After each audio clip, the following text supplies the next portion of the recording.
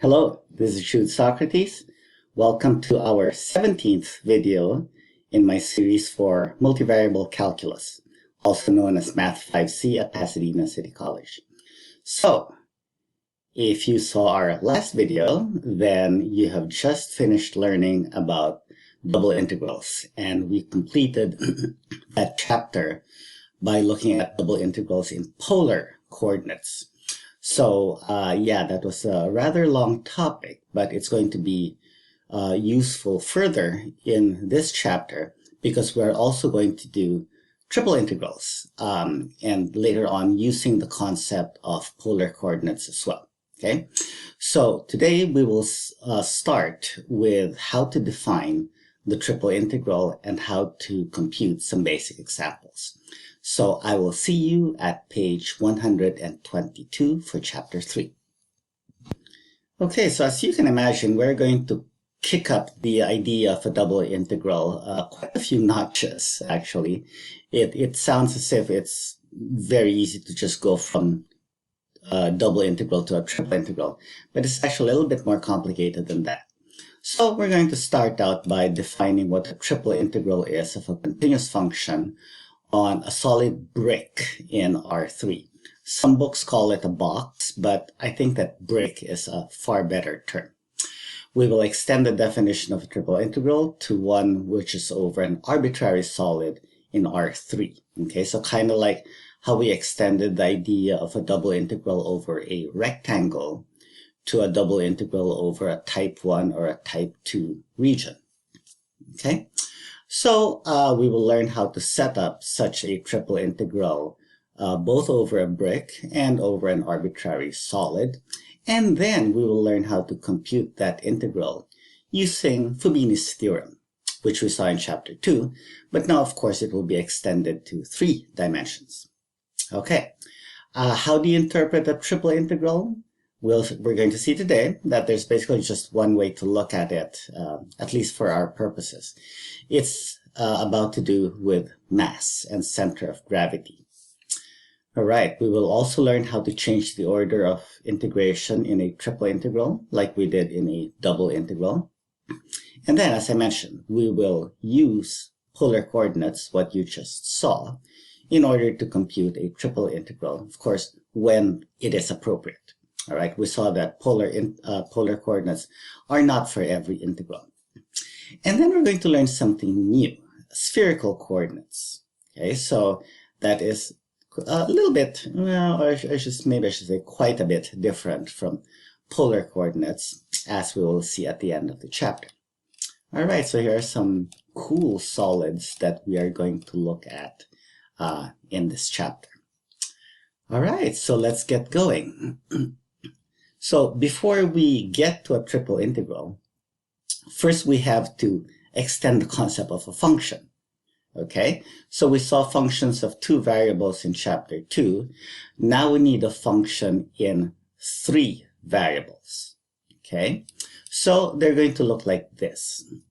You have f of x, y, z, instead of just f of x, y. So the easiest family to generalize would be the family of polynomials, right? So instead of 2 variables, you can have 3 variables, right? So here we have 3x y squared z to the 4th minus 5y z squared. You don't need to have x in all of the terms. Here we have plus 4x squared z cubed. You don't have to have y in all of the terms, okay?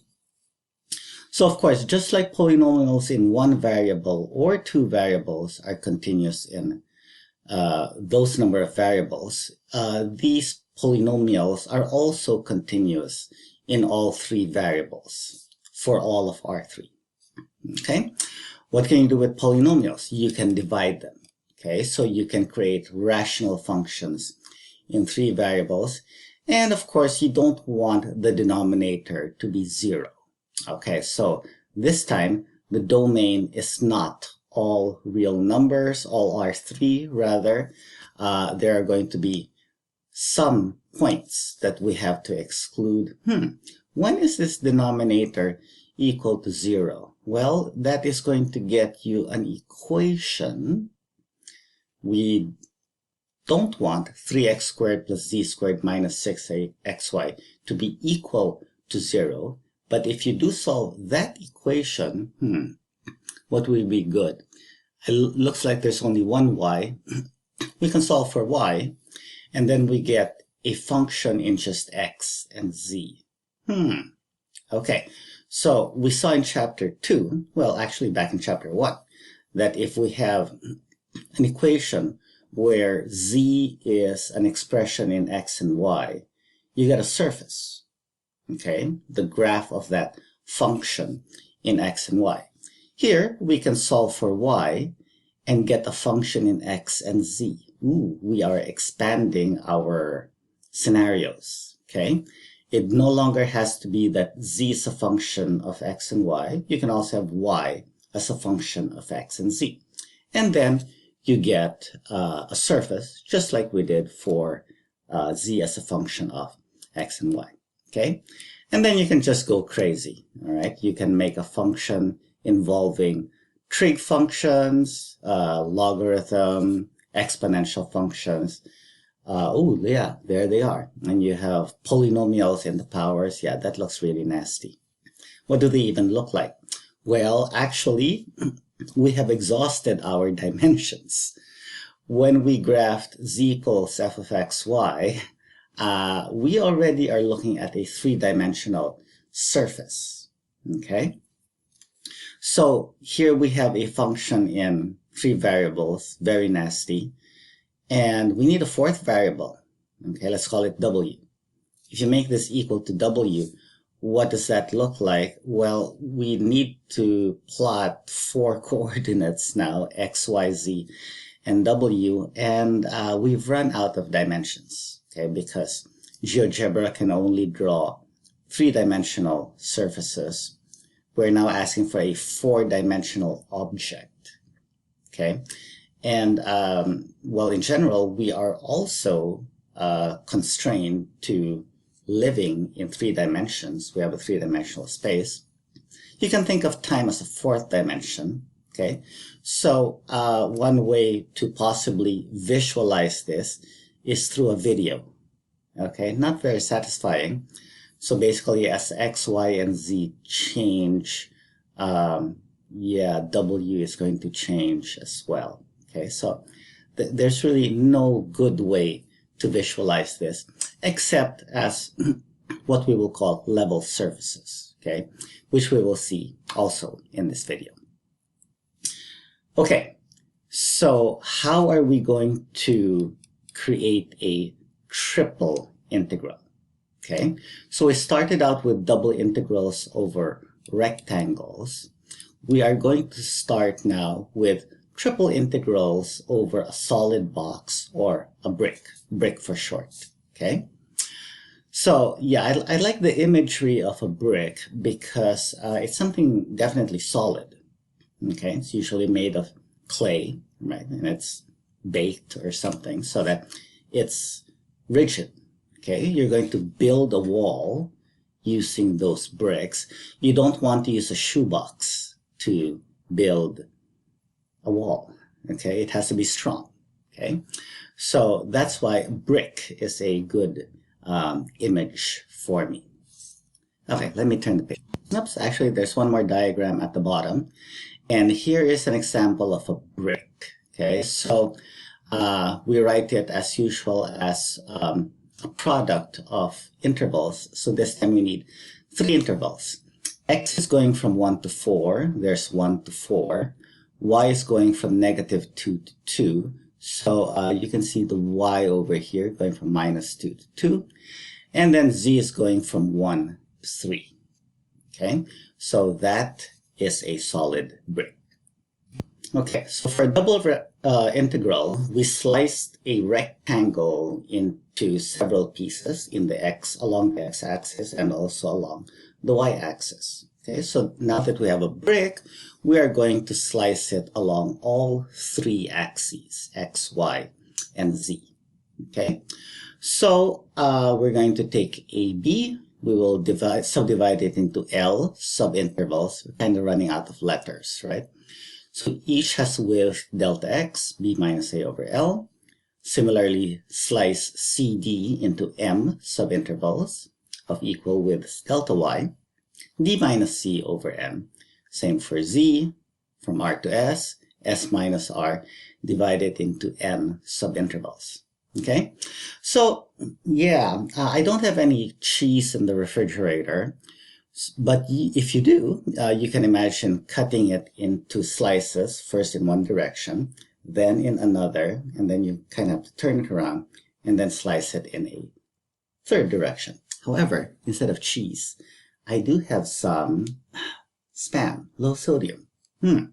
Okay, so I actually thought of opening this up and cutting it up with you. Okay, but I don't want to get my fingers messy and then have to use my mouse and all that. Okay, however, I do have a slicer. Okay, so as you can see, okay, it kind of works like this. Okay, so these are basically your deltas. Okay, delta x. In this case, we're going to make delta x, delta y, and delta z all the same. Okay, so how does this work? Okay, so you put the Spam without the can, of course, and you lay it over there, and then you push down on the arm so that the wires will cut through the Spam. Okay, so when you do that, you're going to get slabs of the Spam, slices. Okay, and then what do? You can turn it into another orientation. Okay, so perhaps you can grab all the Spam and then turn it like this. Okay, and then you cut it once again. You bring the arm down and then you slice it once again. Okay, so at that point, you have things that look like French fries. Okay, so what do you do now? Well, you grab it now and then you rotate it one more time like this. Okay, and then you slice it one more time. So at the end of the process, you're going to get little cubes. Okay, and you can put them on toothpicks and you can eat them one little piece at a time. Okay, definitely more practical with cheese, and then you can serve them at parties. Okay, I'm going to set that. Okay, so I hope you found that entertaining. But let me reiterate that you don't need to have the same width along each axis. Okay, so delta x, delta y, delta z don't always have to be the same. So you can have a small, really small brick or sub-brick, I should say, once you have sliced along all three axes. Okay, so the volume of each of those sub-bricks is just delta x times delta y times delta z. Okay, so when we saw the diagram earlier, the brick already looked sliced. Okay, and that's because when you draw the sides using GeoGebra, it also draws the grid lines of those rectangles. Okay, but I also want to remind you that the solid is not just the 6 sides of the brick, but everything inside. Okay, so that's why Spam is a good analogy. A brick is a good analogy. Spam's better because you can eat it. Okay, you don't want to build walls around people. Okay, but you do like Spam. Well, some of us do. So what's the next step? Okay, so when we did the double integral, inside each subrectangle, we pick a representative point. Okay, so the same thing here. Okay, within each subbrick, we take a representative point. Okay, maybe it's the geometric center of the subbrick. Maybe it's one of the corners. Okay, and that's actually a good choice because these endpoints, once we partition each coordinate, these endpoints can be used as representatives for each subbrick. So you can pick x0, y1, z3 as one of the representatives in the corresponding subbrick. Okay, so whether that's the lower left-hand corner or lower left front corner or whatnot, okay, you pick a representative point. Okay, so from this, we are going to define, okay, we're at the bottom of the page, we are going to define the triple integral. And of course, it looks very much like what we did for the double integral, except there's a third coordinate, there's a third sum, there's a third limit, there's a third delta, okay? So yeah, extending the double integral by one dimension is not just adding one thing, okay? We need to add three things, okay? Or is it four? It's hard to count now. Okay, so we're going to form that triple sum and that triple limit, and that is the definition of our triple integral. Okay, so of course what we want to learn is how would you compute that triple integral. All right, so of course, as I mentioned at the start of the chapter and the video, to compute the triple integral, we will basically extend Fubini's theorem to three dimensions, okay? But what's going to happen? Well, instead of just dx dy or dy dx, we have three differentials, okay?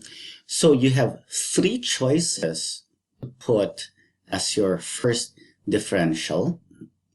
And of course, that is partnered with an integral with the same variable. Okay, so this is now what we call the inner integral. And then after you picked dx in this example, you're left with two choices, either dy or dz. So if we picked dy for our middle integral, then the corresponding integral sign will be labeled with y's, y from c to d. We are left with just one choice for the outer differential and the outer integral, and that is the variable z, okay? So if I stop this video right now and told you, okay, here, compute this, you could probably do it without reading, without going through the rest of the process, because that is just a general extension of what we do for double integrals. Okay, what's going to happen? We start always with the innermost integral, okay? So we will integrate this with respect to x, okay? What does that mean? We're going to look for a partial antiderivative. Let's call it capital F, okay? But since we integrated with respect to dx, it means that the capital F we're looking for should have the property that when you take its partial with respect to x, same variable, then you will get the original integrand, little f, of x, y, z. Okay? So you look for that partial antiderivative, and then as usual, we plug in the endpoints. Okay? So once you know who this big F is, we're going to plug in the x's. Starting with b, you have f of byz. And then you plug in a, f of ayz, you subtract that from the first term, just like we do what we do for single and double integrals. Okay, so you're going to plug in these numbers. All right, so of course, x has disappeared. And we are left with the variables y and z. Okay, so at the end of the day, after you simplify everything, you get a double integral. Okay, except of course, it's no longer in x and y like we did in chapter 2. Okay, so you just have to get used to the fact that the double integrals that we're going to see after we compute the innermost integral will now have different letters on them. Okay, you just have to keep them in mind. You now have to integrate with respect to y, and then after you do that, well, you're going to be left with only one variable, which is z. So at the final integral, you integrate with respect to z. Okay, so time to get to our work area, and we're going to compute an example, and it's going to be a little bit different from what you see in the book.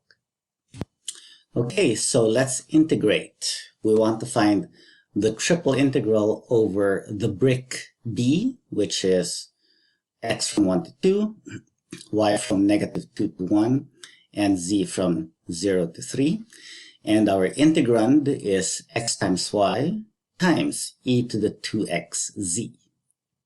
Okay, So, yeah, we have three variables now, and we're going to set up a triple iterated integral.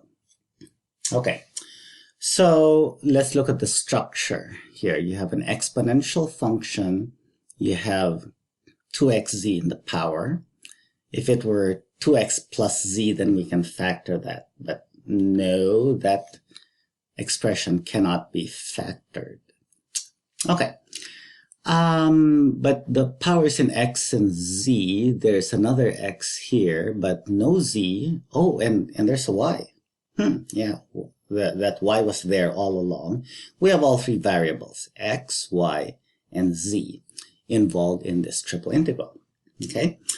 Okay, but notice, all right, so we said that we always start with the inner integral, integrate with respect to that differential. Okay, so it's always nice when we start out with an integral that's easy to compute. Okay, and yeah, if I were looking at you right now and asking for a response, which variable is easiest to integrate in this entire function? Okay, you can't just separate them apart. I hope you would agree that it would be y, okay, because y is all by itself and it's not in the power. Okay, so it's literally a constant with respect to x and z. Okay, so let's do the setup. So we will start with the inner integral. Okay, let's make the inner integral with respect to y. Why did I write z? I don't know. So we will start with y. Y is going from -2 to 1. Y equals -2 to y equals 1. Okay, maybe I should increase the mag. There you go. That's much better. Okay, and inside that we will put in our function. So I can just cut and paste this. Okay, so that will be our innermost integral. Okay, and then we are going to build the outer integral and the middle integral. Okay, so let's imagine. Actually, we don't have to imagine, okay? Because remember, when we compute a double integral, you start at the inside and then you plug it into the outside, okay? So guess what? Yeah, we can actually perform this step now, and that might help us anticipate how to choose whether to put dx dz or dz dx. Okay, so as we said, the y is a constant, so it will be, just integrate y, we're going to get 1/2 y squared, and then we still have the rest of the function. So x times e to the 2xz. Okay, but that's just a constant with respect to y. Okay, so maybe we should actually put the y squared on the right. Okay, and then we evaluate y from -2 to +1. Okay, so everything else is constant. So cut and paste. I can turn the y squared, that's going to be 1 squared, 1 minus -2 squared, minus 4. Not +4, -4. -2 quantity squared. Okay, so we are just going to get, looks like -3 over 2, -3/2. Whoops, wrong place, but I need to back that up anyway. There we go. So we have -3/2 x times e to the 2xz. That will be the result after computing the innermost integral. Okay? So yeah, I kind of cheated a little bit because usually we like to set up before we compute. Okay? But in this case, yeah, it's actually a good idea to take a little peek. That constant obviously goes out of the integral. All the properties that we learned still apply. And then we're going to integrate x times e to the 2xz. Okay, so would you rather have, now let's get serious, a dx next in the middle, or a dz. Okay, so if we integrate with respect to x, z is a constant, it looks like we're going to need integration by parts. And I'm sure all of you love integration by parts. But if we integrate with respect to z, we do need a u substitution, a small one. But when you take the derivative with respect to z, you're going to get 2x, and there's already an x there. Okay? So I hope you would agree that z would be the ideal middle differential. Okay, so now we have to complete it. We will put z from 0 to 3. Okay, so make sure you look at the domain carefully. What is the interval for z? And of course, after we do that, then we make the outer integral, which is now the dx. Okay, so we will integrate x from 1 to 2. Okay, and it is possible that we will still need to do integration by parts. Okay, but we'll cross that bridge when we get there. Okay, it's certainly yeah. So let's just do it. Okay, so our next level, okay, is our middle integral. Okay, so we're going to do this. We already know that the inner integral evaluates to this. So this entire inner integral disappears into this. Okay, so yeah, you know what, let me label the blackboard.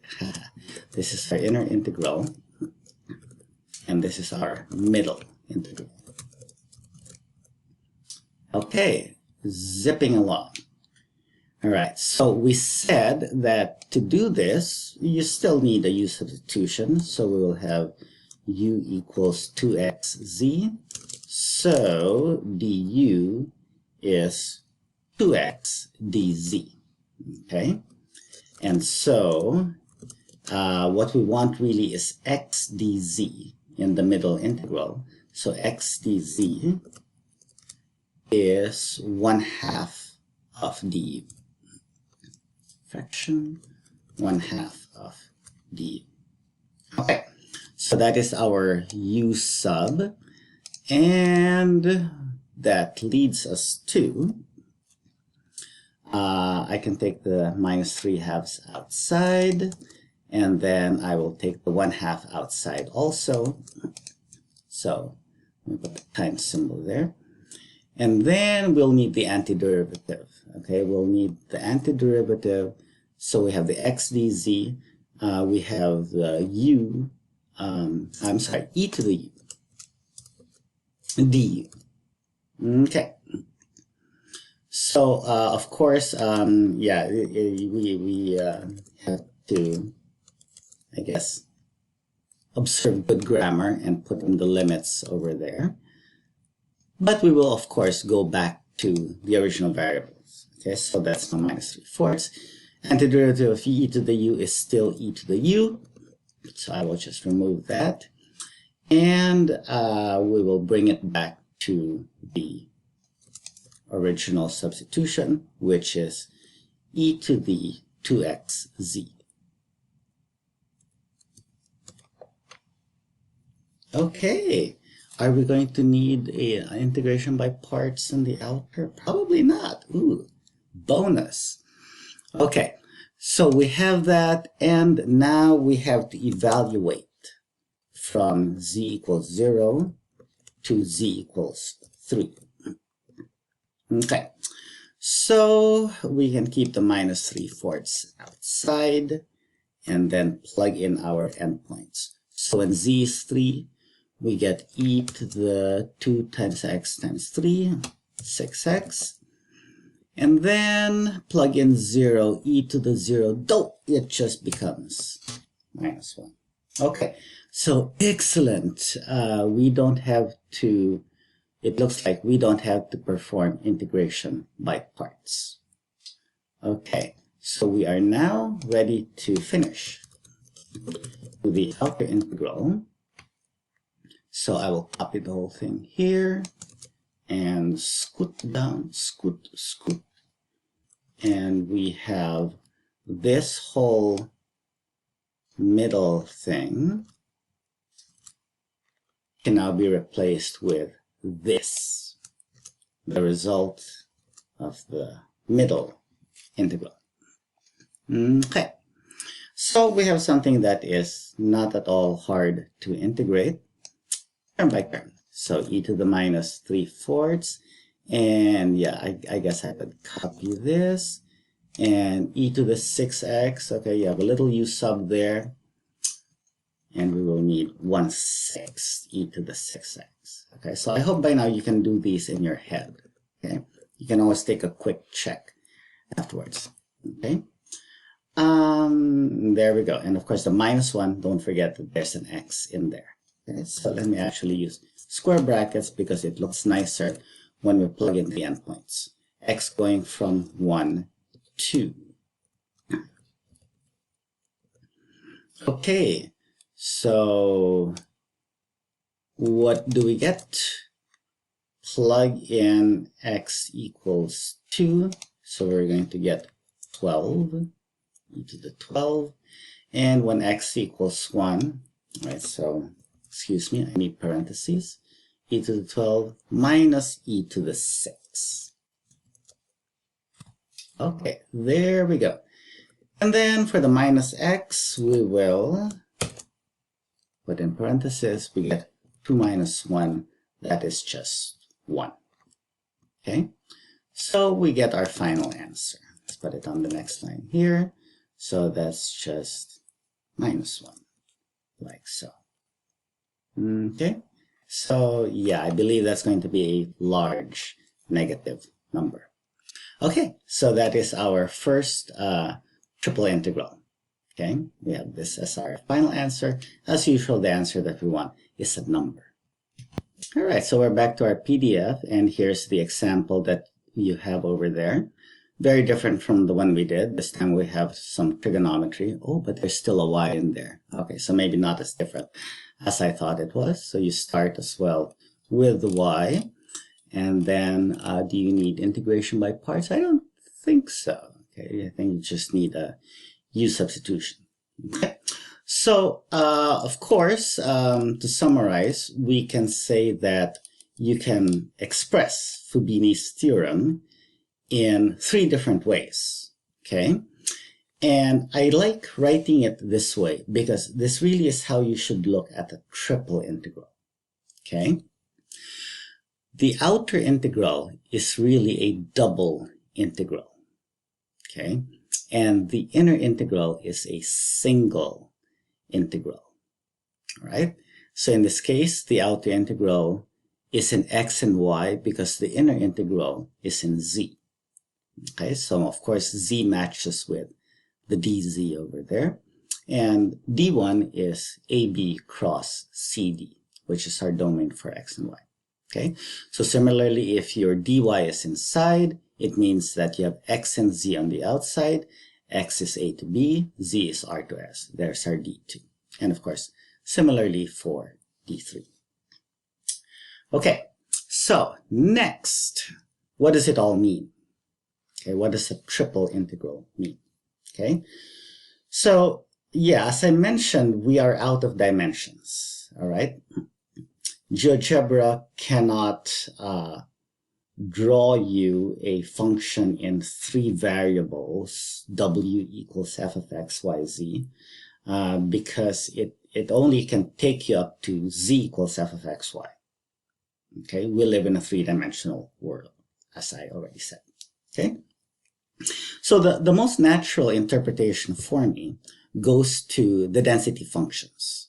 Okay, so if you had that brick of Spam, okay, and let's say it wasn't made in a factory, but it was made by some bizarre mad scientist who could actually change the density of each point in that meatloaf, okay, then the density will depend on where you are in that meatloaf, okay?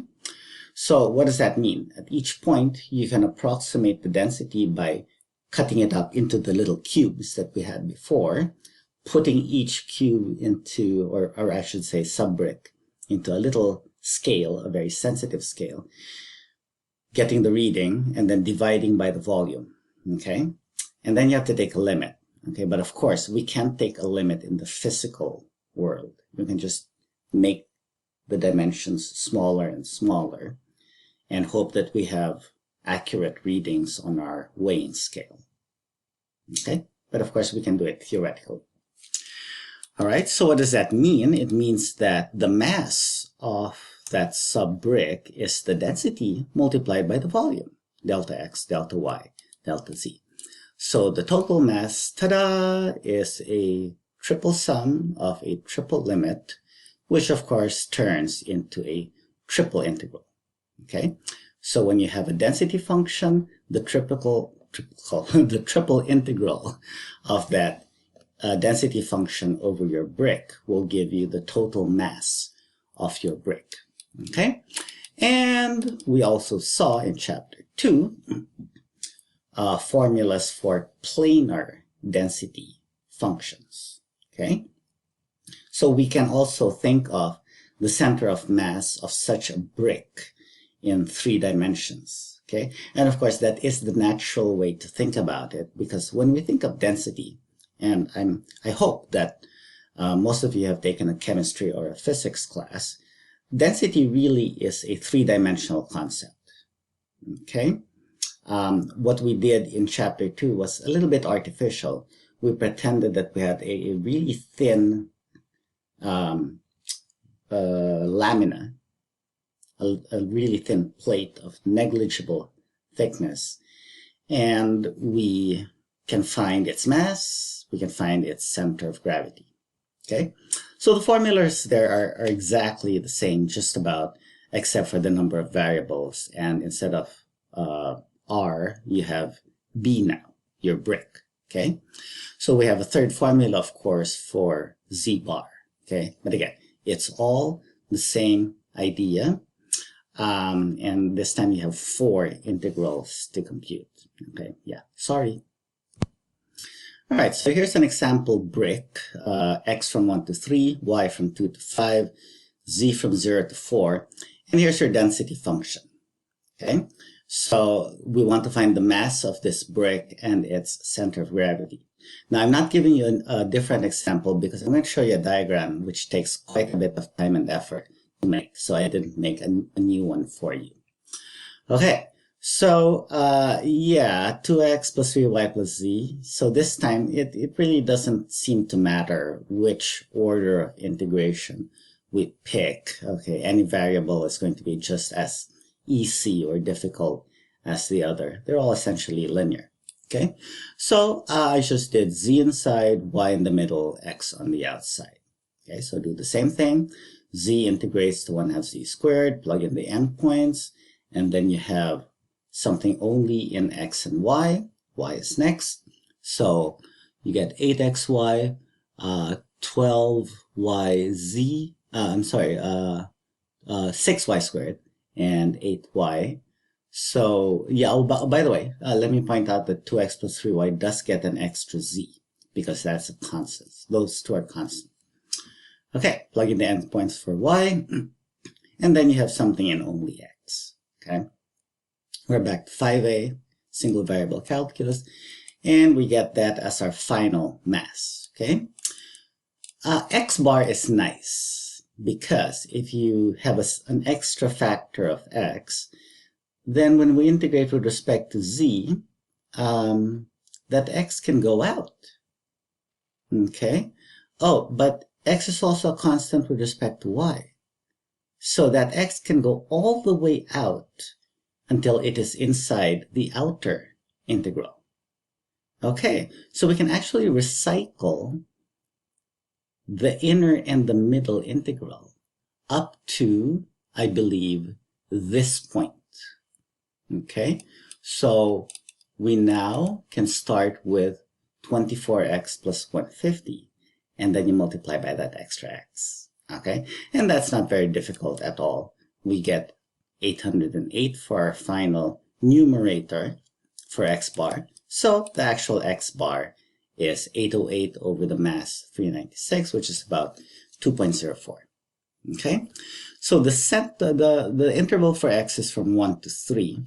So 2.04, close to the midpoint, okay, shouldn't be exactly the midpoint because our density function is not constant in x. Okay, so it should be no surprise. It's not exactly 2, right? But of course, I verify all of my calculations with Maple, except when I forget. Kidding, I usually remember. Okay, so what I want to show you now is how to visualize the density function in Maple, okay? And that is, so by the way, those are the other values for y bar and z bar, which are messier to compute, okay? So what we are going to look at is what are called level surfaces, okay? We cannot visualize directly 2x plus 3y plus z, okay? Because it's a function of 3 variables, okay? However, we can make that function constant, okay? What kind of constants are we going to plug in, okay? Well, let's look at some corners, okay? This is our box, okay? So, 1 point on the box is 1, 2, 0. Okay, so at 1, 2, 0, our density is 2 plus 6 plus 0, 8. Okay, what about the other extreme? 3, 5, 4. Okay, so we're going to get 6, and 3 times 5 is 15. Z is 4. So 6 plus 15 plus 4, 25. Okay, now of course check out the density, 2x plus 3y plus z. So as x increases, that increases. As y increases, we have no minuses, we have no divides, okay? So you can say that our density is monotonic, okay? As x increases or y increases or z increases, our density also increases. Okay, so now, what are we going to do? We are going to set this density equal to 8, 9, 10, 11, 12, all the way to 25, okay? Each time you set it equal, okay, what happens when we set this equal to 10? Oh, we're back in chapter 1. 2x plus 3y plus z equals 10. So each level surface of this density function is just an ordinary plane in space, okay? So let me show you the diagrams that I made. Ooh, there they are. Okay, so we're basically taking this brick and cutting it up into planes, but notice they're not vertical or horizontal, or they're tilted, okay? So now for this final part of our video, let's go to GeoGebra and see and spin this thing around. All right, so there is our brick, and these are our planes. So see how, yeah, if we look at it from the front, yeah, it's tilting. If we look at it from the side, yeah, it's also tilting. If we look at it from the top, yeah, still tilting. It's tilting in all 3 directions because the normal vector is 2, 3, 1. Okay, so if you look at it from the, something perpendicular, or 2, 3, 1 will be going this way. So those rectangles are all perpendicular to that common normal vector. Okay, so what I did was I only created slices or level curves where the density is 9, and then 11, and then 13, 15, 17, 19. Oh, I'm sorry. I started, we start over here. Okay. So that is where you have 9, 11, 13, 15, 17, 19, 21, and 23. Okay. So as you slice through the brick along these planes, it's getting heavier. All right. The density is increasing.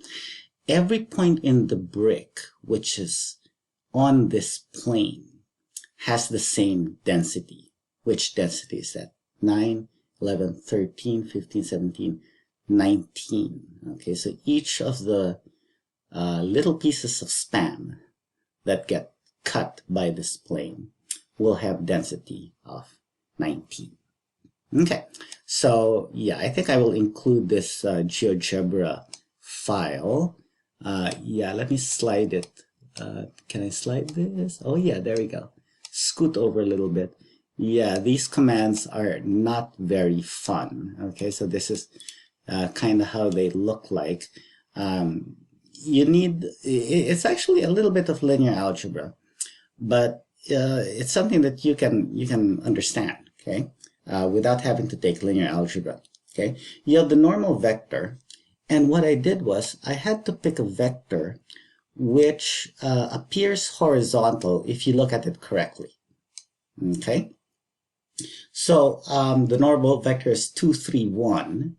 I need a direction perpendicular to 2, 3, 1, but looks horizontal.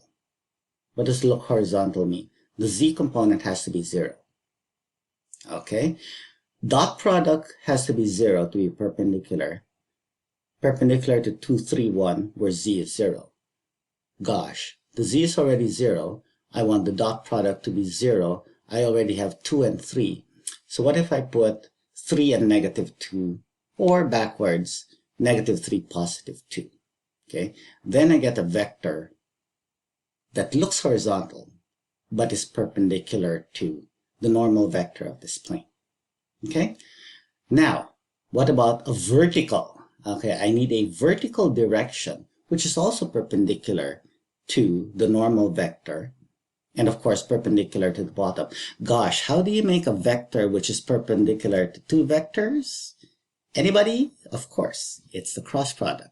So you take the cross product of the normal vector with the, what did I say, negative 3, 2, 0.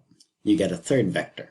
Okay, and then basically I use those two vectors to create a surface. Okay, surface, which of course is a plane. Okay, so there's a little bit of linear algebra for you. I hope you enjoyed this video, and we're going to see more about the triple integral in the next few videos. It's going to be a little bit complicated. So do your homework, and I'll see you for the next video. Bye.